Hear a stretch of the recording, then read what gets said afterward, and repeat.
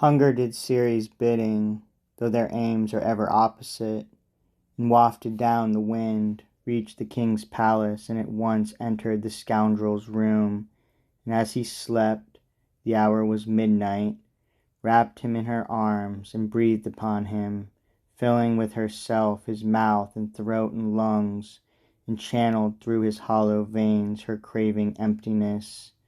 Then, duty done, quitting the fertile earth, returned to her bleak home, her caves of dearth. Still gentle sleep on wings of quietness soothed Erysichthon.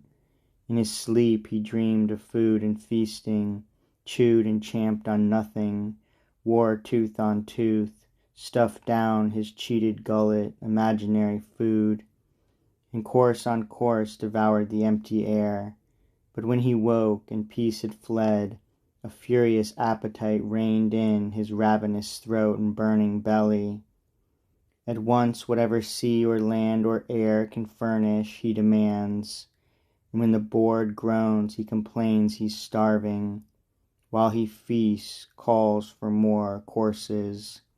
What could satisfy cities or realms is not enough for one. The more he crams his guts, the more he craves.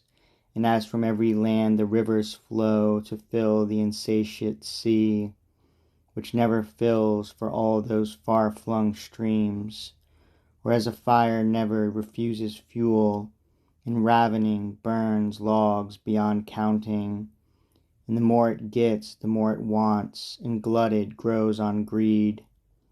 So wicked Erysichthon's appetite with all those countless feasts is stoked, and starves.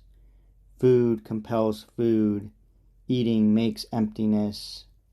Now hunger in his belly's deep abyss exhausted his ancestral wealth, but still hunger was unexhausted, and the flame of greed blazed unappeased, until at last, his fortune sunk and swallowed, there remained his daughter, undeserving such a father.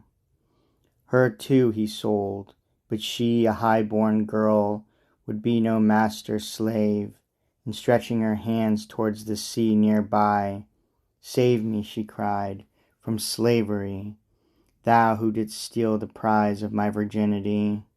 The thief was Neptune, who did not spurn her prayer, and though her master a moment past had seen her, changed her shape. She was a man, clothed like a fisherman. Her master looked at her and said, "Good sir, you expert of the rod and line, who bait the dangling hook, tell me, and may the sea be smooth for you, the fish bite well, the bait hook every bite. Where is that ragged girl with tousled hair, who stood here on the beach a moment past? I saw her on the beach standing just here, and here her footprints stop."